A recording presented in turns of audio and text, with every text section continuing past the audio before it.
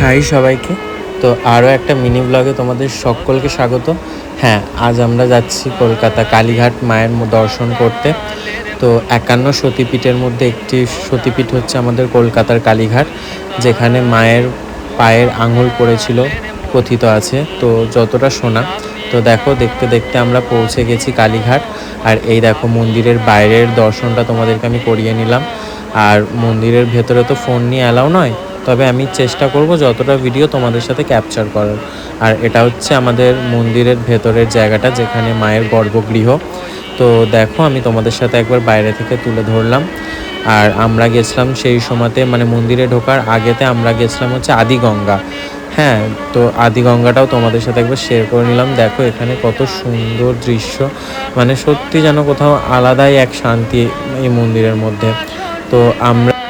তো ভিডিওটা ভালো লাগলে অবশ্যই লাইক করো। টাটা।